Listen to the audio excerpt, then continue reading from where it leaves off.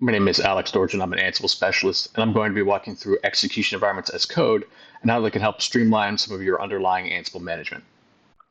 So, what do I mean by execution environment as code? I mean taking the entire process from syncing collections and the base execution environment in Private Automation Hub through the build process using Ansible Builder to pushing that execution environment back to Private Automation Hub and ultimately updating the tag in Automation Controller. Why is this something that I want to focus on?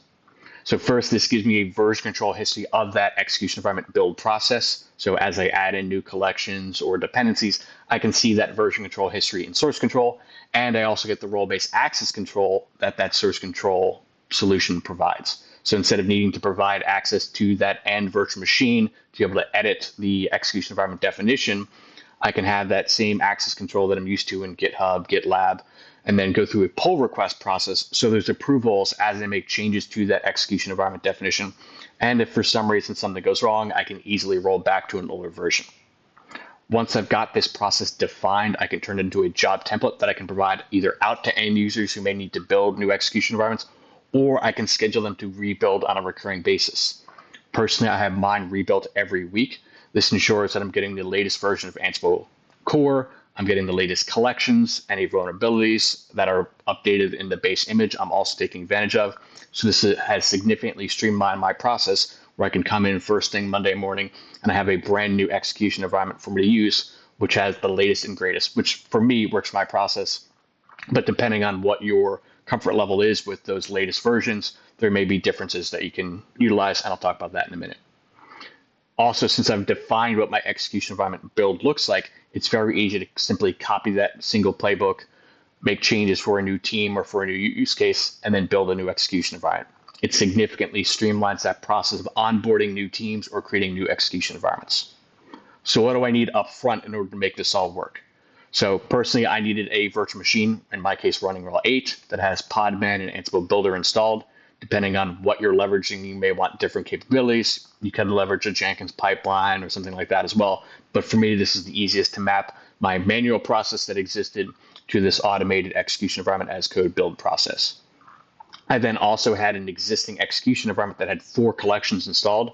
So the infra EE utilities and infra AH configuration are designed to do both the configuration for the remote repositories and that actual execution environment build process.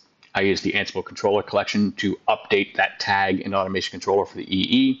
And then I do need the containers.podman or community.docker, depending on what container engine you installed for that first part, in order to actually pull the images, push the images, and handle all those processes. So what are the actual steps to make this all work? So there are really 5 steps that go into this process. You can use as many or as few as you want, depending on what your internal processes are. So the first one for me is updating the remotes requirements.yaml. This ensures that definition of the exact collections and versions that are part of each remote is updated before I go through my download process. So especially as teams may update that build definition, I need to make sure those collections are also available to the end user for when they do their build process. I also want to sync that base execution environment, so that min EE. I want to make sure I'm pulling in that latest version. So again, any vulnerabilities or any updates to Ansible Core are pulled in as part of my process. Then I want to sync all those collection repositories. So I sync the Red Hat certified, validated, and community collections, just to make sure, again, any updates that I've done to that remote requirements.yaml or any new versions of collections that have been released, I can take advantage of in my build process. Then I actually build the execution environment using that definition. So it pulls in that base EE and that Ansible config that gets created to build the exact definition of the EE that I want. And then lastly, I update controller to make sure the new tag that I get created and that I push to Private Automation Hub is updated in controller, so users have a seamless process to start leveraging that execution environment. So depending on what your requirements are, you may just want to do the last 2 steps to do the build EE and update controller. Maybe you've got a more controlled process to add in new collections, to sync in new execution environments, or to sync in new collections. Whatever that process is, determine what that is for you, and then adjust these steps to map how you want your build process to look. So let's jump into a job template that I've created, as well as the individual playbooks and roles to make this all happen. So jumping into Automation Controller, I've already created a job template with the playbook that I've created, which I'll walk through in a minute. I've already created an execution environment that has those four collections that I talked about before. So the E utilities, age configuration, Ansible.controller, as well as the, for me, containers.podman collection. So everything I need is here. I've created four credentials that I've assigned to this. So one for the SSH credentials for the virtual machine that I'm going to build on with Ansible Builder. And then I've got one for automation controller, so I can update the tag for that execution environment. One for the automation hub registry to pull from, and then one for the collection side. So I've got the token to authenticate with private automation hub to do my collection install. That's really the only process that I need for this to work. If I wanted to create a schedule for this job, I could set this to run daily, weekly, monthly, however often I want it to run. Again, this will depend on what your internal processes look like. If you don't want to schedule it, you just want it on demand, don't worry about that process. But since I've got everything prepared here, I'm going to launch this job template. So what is this playbook actually doing? What do those roles look like? So I jump into my code here. Here's my first playbook. So all I'm doing in that first case is syncing private automation hub and the remote repositories with a particular image that I want to sync, and I'll talk about this in a second. But first I'm going through this role, which is update collection remote. So this is that process where I'm actually configuring all the different remotes that I've got. So I've got community, Red Hat certified and validated, ensuring that the exact requirements are there. So the exact collections that I want to be installed and versions are available to that build process. So whether it's from the community side, whether it's from the Red Hat certified side, or with validated, I'm installing all of them. So I've got no requirements definition, but this allows me to pull in the exact collections that I want. So if an end user decides in their build process, well, I need a new collection, they can update this file, add in a different collection and version, and ensure that process gets synced in. For the EE sync process, it's really a single module. It's doing a single job. In this case, just pulling in that execution environment, waiting till it's done.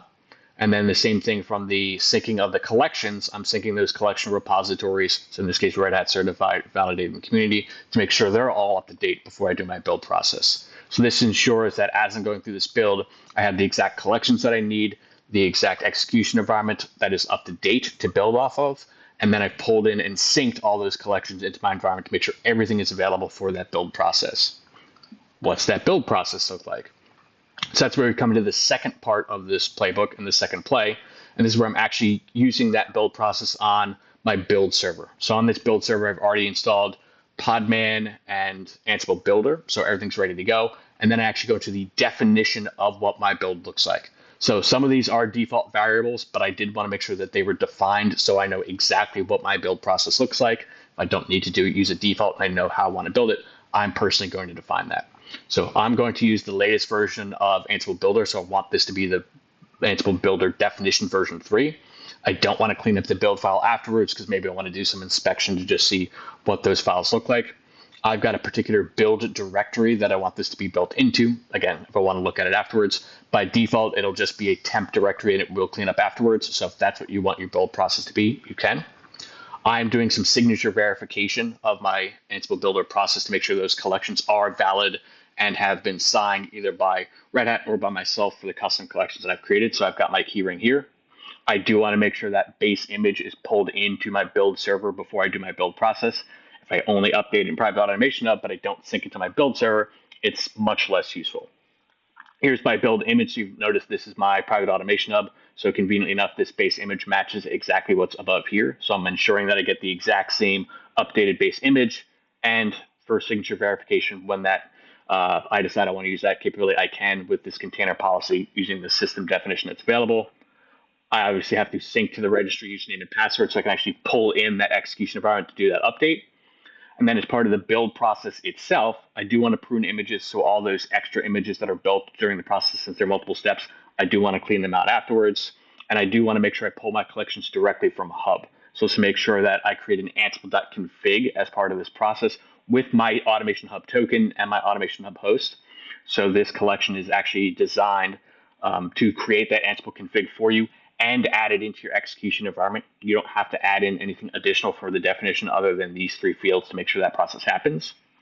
I do have a name that I want to create for this execution environment. So when I add it into Automation Controller, it would be helpful to see, what that particular name is. This is the actual name of the container as I create it. When I'm adding it into Automation Controller, there are some credentials I want to attach to it so the user can successfully pull. And then I do also have to push it back to the registry. So I've added in that capability If you want additional verbosity for your build, you can do that.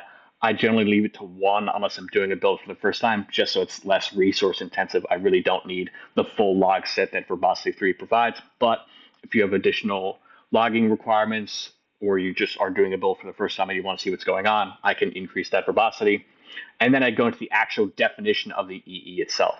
So most of the time, if I want to create a new execution environment, I'm going to copy and paste everything above here and just make a few changes to this section. So this is where I'm defining what that build process looks like. This is really what's going into that execution environment.yaml definition. So again, I've got that name, so this is what it'll be named as and tagged. For me, I'm using as part of gather facts, you get that date time group. So this guarantees I know exactly what time I built this execution environment, and it also ensures when I update it in controller, I am getting this exact image. I don't like to use the latest tag because if you're familiar with containers, it operates under the concept of missing in most cases. And if the latest tag already exists, it doesn't do a checksum or a manifest check. It just sees, does a execution environment or container with the tag latest exist? The answer is yes, so we'll not pull a new one. This ensures that I always pull a new one since I will update this tag in my automation controller at the end of the day. Then I go into the definitions of my dependencies, both system, Python, and the collections. So in this case, I'm doing a very basic execution environment. So I'm adding a kind of random dependency, SCP for Python. So maybe I need to do some pushes to Cisco iOS devices and I need that available in my execution environment. And then maybe I'm doing some things specifically with Windows. So I want to do Ansible.Windows, Community.Windows, Microsoft.AD. You can add in as many collections as you want. I can add in versions. This is no different than the manual way of doing this. It's just now defined as code in the playbook. And then I can add in my build steps. So just like you can for the execution environment definition, I can add in as many build steps as I want. So whether it's adding in certain pieces to, in this case, remove that Ansible config from my execution environment. Maybe there's some additional repositories that I need to add in or remove for whatever reason. And then also I can just add many build steps. So while this is just called build steps, I can add in append final, prepend final, append build. All of those things that are part of the execution environment definition still apply in this case. So that all gets populated into this EE builder role. And then the last step that I add in is actually updating automation controller because I don't want to have to manually go in and add that tag. So I have a final role that does that piece, which is actually updating the execution environment version in controller with that version conveniently with that exact same tag. So this ensures that the entire process is automated. So again, if I do this on a daily, weekly, monthly basis, I know it's doing that exact process for me every single day, every single week, or on demand if I provide that access out for that job template to the end user. So this really helps as you start looking into how do I enable more teams or a new use case into it. All I need to do is give them access to this single definition. They can add in their collections or make a copy of this existing playbook, make changes to this collection section, dependencies in Python, and then you can build a new execution environment for them. And then I can go into controller and see what that process looks like. So I can see the fact that I did go through the process of syncing in that validated repo, syncing in that community repo, pulling in that new execution environment. So I did pull that new builder image. Ansible smart enough that image is already there. It's not going to overwrite things that exist. So this, again, made a lot of these different processes easier for me. While I said, hey, I didn't define that I need to create an Ansible config, the role EE Builder is smart enough to do this for me. So it's creating all those different files. So if I wanted to, again, I could look at that particular server, look into the folder, and see what this process looks like. So I'll jump ahead in a second, and you'll see what this end product looks like. So my build process has finished, and as you can see, I did the process of finishing the build, pushing it to my image registry, and then updating in automation controller. So that was my last step. So if I go into my private automation hub, I can see that that test EE now exists, updated a few seconds ago, and I can see that the tag that applies is that date time group. So this is how I make sure I'm always getting the exact version that I want. And I can verify that 095337 conveniently aligns with the execution environment that was created. So if I go to my test execution environment, I can see 095337 is that exact tag. So I know when I leverage this execution environment in a job template, it'll use that exact same version. So this ensures that my entire process is automated start to finish, which streamlines how I can add onboard new teams, new use cases across my environment. So that playbook example will be linked in the description down below. That entire repository with those individual roles is also there. I encourage you to take a look, modify obviously for what your unique needs are for your organization, whether it's actually doing the exact same process that I have or taking out a part or two just based on how often you update the containers and the collections themselves. But this ensures now I have a consistent, streamlined process. So I'm not the roadblock in my organization for creating new execution environments. It now goes through my source control process with pull requests and making those updates, and then I can just rebuild my new execution environments. So I use this on a regular basis. Anytime I get new technology or a new collection rolls out that I want to automate, I can very easily handle this process.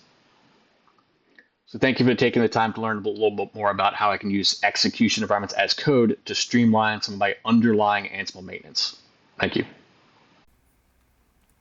Click my picture on the right to subscribe, or click the image on the left to watch another video.